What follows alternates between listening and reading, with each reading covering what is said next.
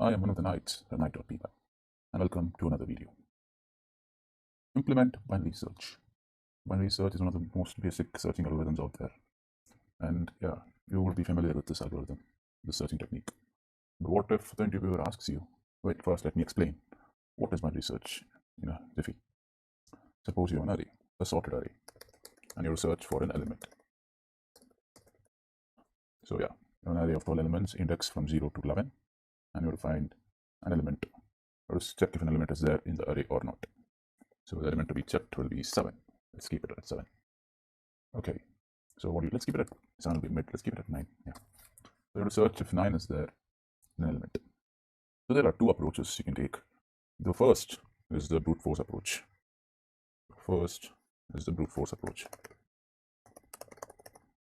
That's also called linear search. You search each element, you see my cursor, each element, and check if it's equal to the key value. If not, just increment it by 1 by 1 by 1. This is not an efficient solution. So we have something called binary search.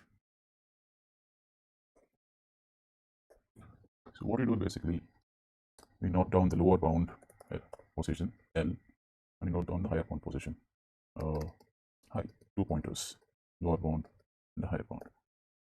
And the mid will be low plus high by 2. We take a middle element as well. So low plus high by 2. What will be low plus high by 2? 0 plus 11 by 2 will be 5.5, which is an int, it's equal to 5. So which element is at the fifth index? 0, 1, 2, 3, 4, and 5. So this will be mid.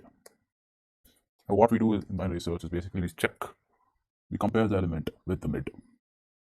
So is m greater than or equal to key? It isn't. M is lesser than key. So in this case, we put the low as mid and high remains what it is. So now m is 5, low is 5 and high is the same, 11. And now we're going to find the mid between these two. So low plus high by 2, or 1 plus 11 plus 5 by 2. 16 by 2 is 8. So 5, 6, 7, 8. 9 is exactly, yeah. So m will be 9. Now we check, is m greater than or equal to key? Yes, it is equal to key. Then return m. Suppose we're searching for another element 10 or 8. Yeah, so searching for 8. M is greater than key. It's not less than key. So therefore, we don't change the lower pointer. We take the higher pointer and replace it by mid. And yeah. So high becomes 5, 6, 7. High becomes 8 and low becomes 5. Low remains 5. So 5 plus 8 by 2 is 13. 13 by 2 is 6.5. 6. 7 is the new mid. Now 7 is lesser than 8. What do you do? Replace low and keep it as it is. Height remains as it is. So height is 6. Low is 6. High is 8. Now the m will be L plus h by 2. 6 plus 8 by 2 is 6 plus 8 by 2 will be 14 by 2 m. Yeah, that's it. So yeah, m is 8. It's equal to key, return it. And so the result is element 8 is found at index m, which is 7. Let's check it out in this algorithm. This is exactly what this algorithm does. So yeah, let's check it out. Let's show what it does. Research 1, A and 8. Yeah, research 8. 7th element. Okay, as you can see here, 7th element. Okay, now what do we have to do what if the interviewer changes the question or adds another clause for the question, like for an infinite array or list? What will you do? Now we can't do the same thing for infinite array, because let's take an infinite array 13,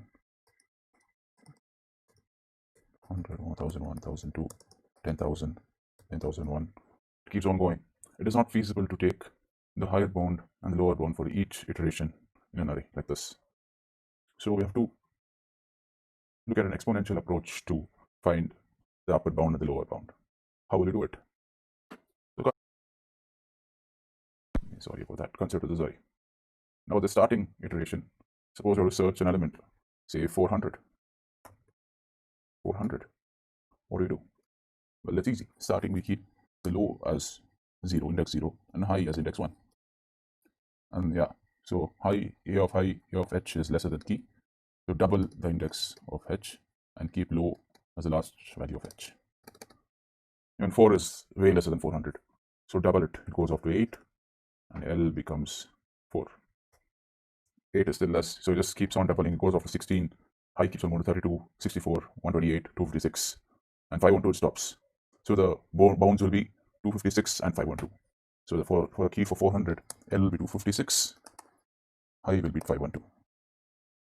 Now isn't this better than taking low as 0, high as 10,000? This is way better than that, is it, right? Let's see how we implement this. We need another function. I'll just copy this. So we're going to compare the time complexity of both algorithms. So primary search of array, and we just take out the low and high. We'll calculate it in another function. High, x is the key, if you didn't know. And here we write, okay, compile this, yeah, it's correct. Now here we write another function. Define search a key. Now here we initialize the low, high, and the value. Value will be the element at the index of the high is equal to 0, 1, a of 0. Starting, this is the initial conditions. And now we go to the loop. Where value is less than the key given. So this loop goes on until the value is greater than or equal to key. And then we can do normal binary search once you have the bounds. Low equals high.